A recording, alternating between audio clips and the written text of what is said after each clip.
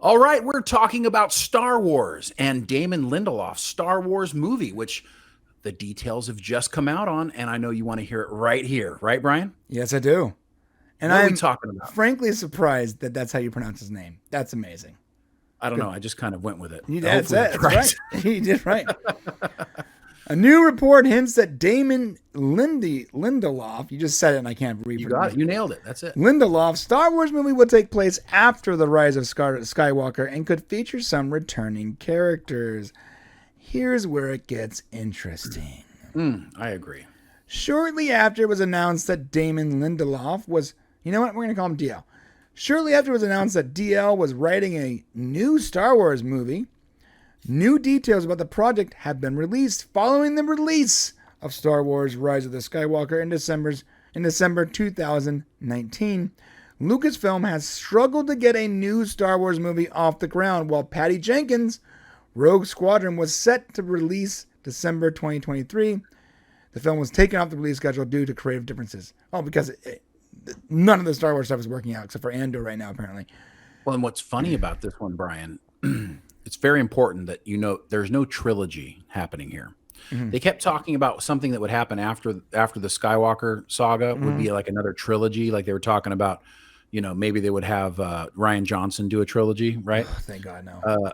Now they're doing a standalone Star Wars movie that's totally unrelated to the Skywalker saga, but may include some people from it, which I don't think is even necessary. Because they're testing the waters. This is a test movie. Yep. See, can we get back in this lane? Because to be real honest with you guys, Andor has turned out to be a pretty dang good TV show. Yeah. It took a while for us to get there. Do you know what Andor is? Andor is like The Expanse. Andor is an adult, and I hate to say this word because Star Wars is for adults, but this really is like a grown-up show. Like not targeted towards kids with cute little droids and creatures or the Force or lightsabers. It's literally just life in the Star Wars universe for regular people trying to do amazing things. Right. And so if they can capitalize on, say, Andor and then the coming back with the Mandalorian for the next season, and they can kind of get the ship pushing in that direction. Let's forget about Obi-Wan Kenobi. And maybe this movie lights the ignition, lights the fires within the fandom to get us excited again about Star Wars. Yeah, and I find it interesting because they go more details regarding Lindelof's upcoming Star Wars project has been revealed as the Hollywood Reporter mentions that Lindelof's story would reportedly take place after Skywalker, but it is not a continuation of the Skywalker saga. Right. So when you say, "Oh, this is a standalone project," this would be the first Star Wars standalone movie made that takes place chronologically after all the whole Skywalker saga movies. Exactly. Yes, true. So, I mean, listen, to be fair, it could be good. It really could. If Lindelof has a great idea, apparently he was involved with Lost, and Lindelof and Lucasfilm brought on Miss Marvel director, I can't say the name, Charmaine. I don't like Miss Marvel, so maybe that's not a good thing, but. Well, and I'm not sure Lost is really considered a success. Like the journey through Lost was great, but ultimately you were disappointed in it. So I wouldn't necessarily. That's true. But I mean, look, we like to be optimistic, but the reality is if they're going to make a new Star Wars movie, they're going to just have to come in and try not to just fill us full of member berries. They're going to just need to come and do what they're kind of doing with Andor and just cut into the apple and let us live there a little bit. Right. The fascination of this recent episode of Andor, and if you haven't seen it, I don't want to ruin it for you, but there's a scene in here where Cassian's in jail, and like they show us something that how the Empire works that just sort of blows my mind. Right. And makes me go, oh gosh, we don't know what's happening to these people where the rebellion is beginning, or we don't know what's going to happen. All we knew was Luke Skywalker. I mean, that was our only vision of like what was really happening, some very vague periphery of the Star Wars universe. But to get down inside of the universe there's fascinating stuff happening, guys. Yeah. Yeah. I agree. Now, on that note, Oscar Isaacs, John Boyega, they've said they're done with Star Wars, so they wouldn't come back. I don't need them back either. Yeah, so if it's going to be older characters, then it's probably going to be characters like Rey, or no, I don't want Rey either. Or Rose Tico. I don't want Rose Tico either. What about BB-8 or Boo Boo Frick?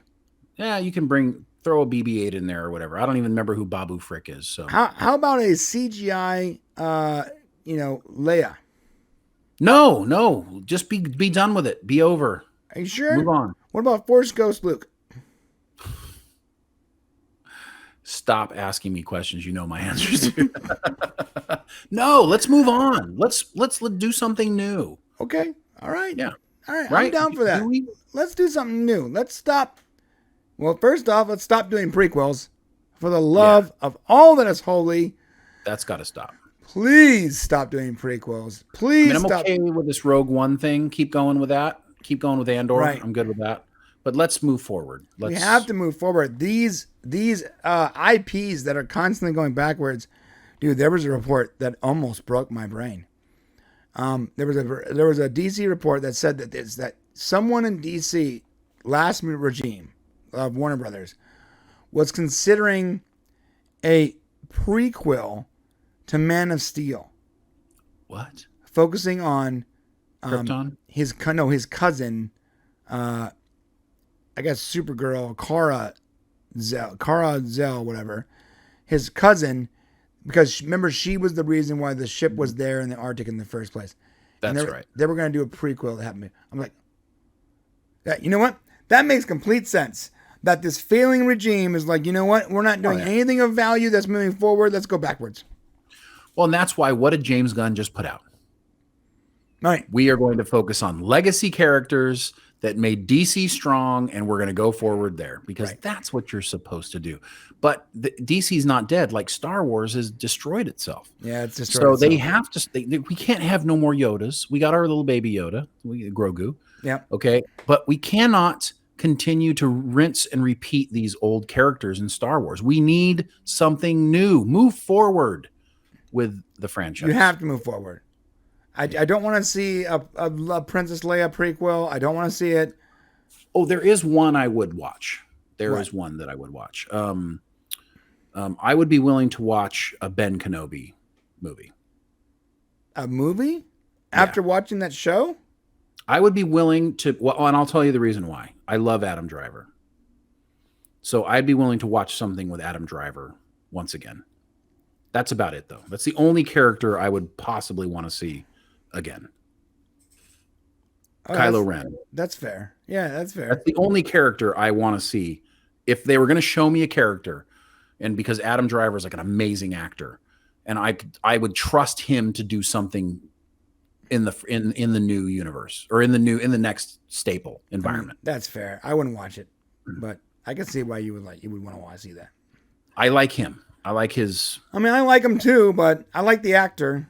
But I'm turned off on the character. Like, if you want to win back older Star Wars fans who have been completely, who are completely apathetic, and who have been completely disappointed by literally almost everything you have put out over the last 10 years. If you want to win us back, the best thing to do is to go forward in time and use different characters and just start over. Yeah. It's like a soft reboot. I mean, you're not actually rebooting. You can reference that old stuff. You can bring in cameos, whatever. But it's got to be new characters, a new setting, a new story. It's got to be new.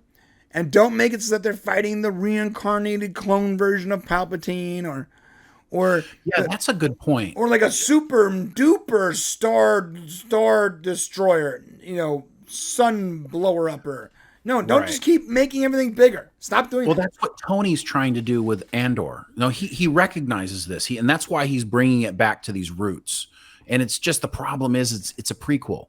Yeah. Like it's cool that it's happening, but if they had tried to pull this off like past the Skywalker saga, they probably would have done a lot better.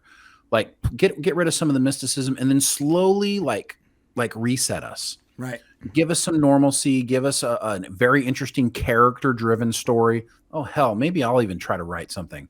Because honestly, they need like a character-driven story in the Star Wars universe, giving us something we care about, and then slowly bringing back the elements of Star Wars that we love, the Force, lightsabers, all those types of things in proper story mode, not for the sake of making us go, oh, look, it's Luke. You know? Oh, yeah. Yeah. So let's not do that. Yeah, let's do that. I mean, let's not do that. Let's do what he's suggesting. I like that. Yeah. All right. Well, that's it for that. Let us know what you guys think in the comment section below on the way there. Please hit the subscribe button because